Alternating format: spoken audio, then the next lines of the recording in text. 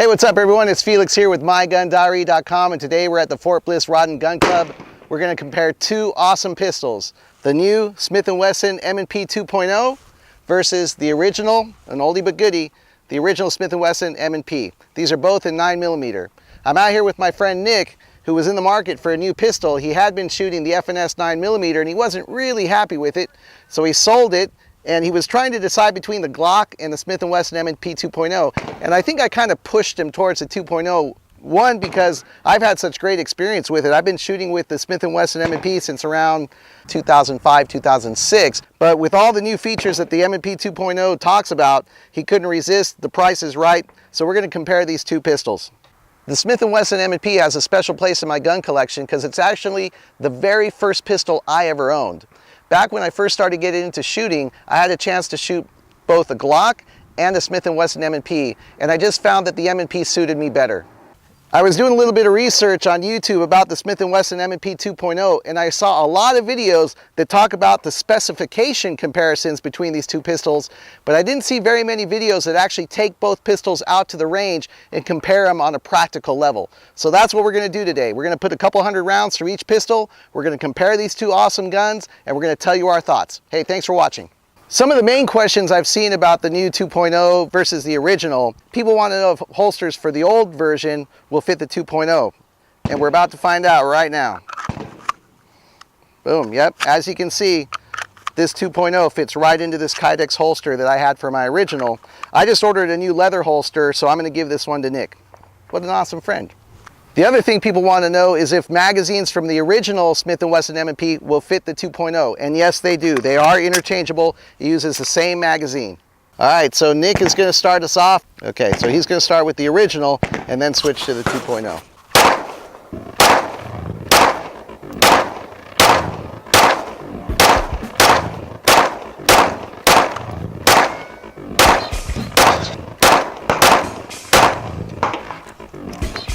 I like it. Pretty good, right? Manageable, stays on point pretty well. Let's see how we do on this guy though.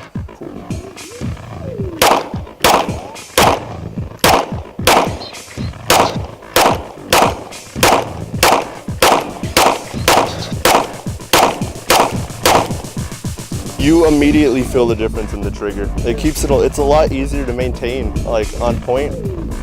It's a lot and then the stippling doesn't hurt any either. A big trend with polymer pistols is the addition of stippling to the grip. Stippling provides added texture which results in a better grip and positive control for the shooter. The vast majority of polymer-framed pistols do not come with stippling. Gun owners either have to pay a gunsmith or have the know-how to add stippling themselves. Smith & Wesson have really hit a home run with consumers by adding stippling to the grip on the M&P 2.0. Now, I like the grip on the original M&P, but I found that I like it a lot more with this Hogue over grip on it. But with the 2.0, I don't think you're going to need to add anything to it. People really love this stippling, and it definitely gives you a firmer grip. Here we go.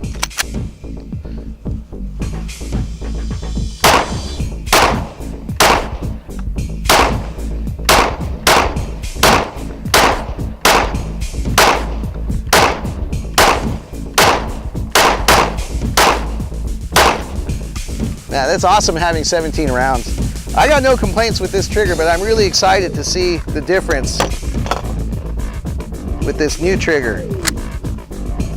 Because some people say they're different and some people don't, but I should be able to find out right away.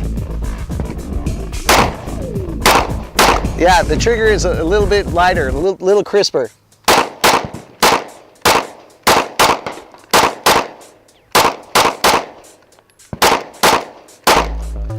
Yeah, absolutely there's some difference between the two pistols, and you can tell right away from the first shot that trigger is a little lighter, a little crisper, and I think the reset is a little bit shorter so you can get on your next target pretty quick.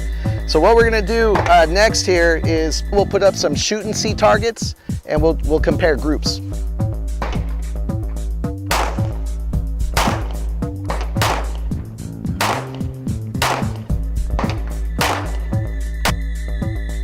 Nick shot 10 rounds through each pistol. However, I felt like he didn't take enough time in between each shot, and therefore he ended up with pretty big groups. And that didn't really offer a good comparison between the two guns. So we put up a second set of targets and he took more time and a better aim. The difference in the results were much more noticeable the second time around, with the M&P 2.0 shooting a much tighter group. Honestly, there aren't many practical differences between the original and the 2.0. They are extremely similar for all intents and purposes. But both Nick and I felt like the key distinction between the two guns is the lighter trigger and shorter trigger reset on the 2.0, with the other contrasting difference being found in the grips.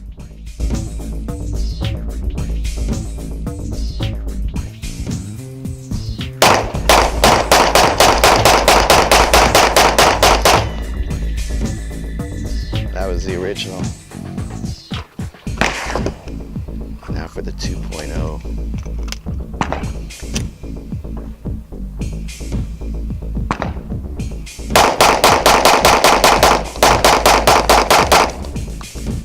Just from the sound, it sounds like you're able to get the next shot. So many more shots off. Okay, so this is the original M&P.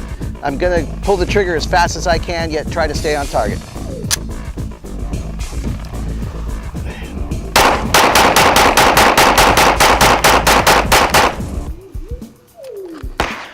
It's pretty good. That was literally as fast as I could. And now we'll go with the 2.0.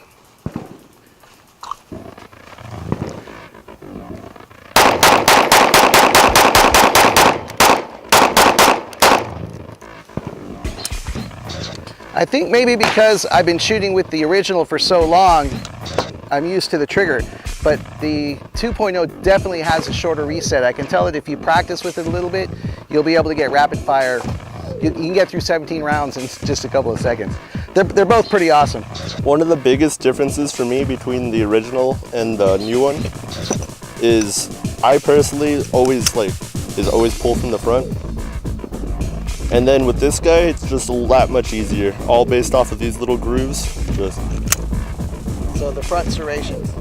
There's more serrations on the front. These ones are done a little bit more, they're more noticeable. One of the big differences between the 2.0 and the original is that on the slide release lever on the 2.0, you just can't push it down and do the slide release, right? So as much as you push on the slide release, it's not going to release the slide. And I think that's how they fixed when you slam a full magazine into the original, that slide will shut.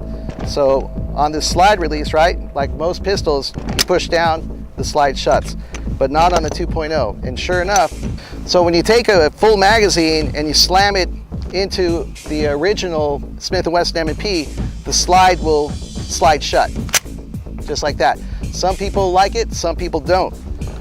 But with the new one, with that slide stop, they fixed that, or corrected it, or changed it.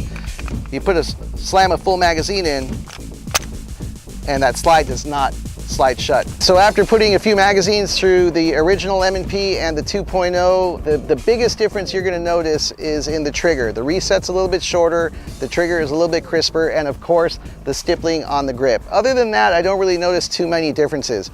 People talk about that the 2.0 has the longer steel chassis on the inside, and I'm sure that's going to make some difference. Maybe if you put 5,000, 10,000 rounds through it, it's going to maintain the integrity of the frame, but it's not something you're going to notice every day when you go and shoot it. They're both great pistols. You're great with either one of them. It just comes down to personal preference. They're both fantastic. So those are my final thoughts on the original versus the 2.0. The original is great. The 2.0 is just a little bit of improvement.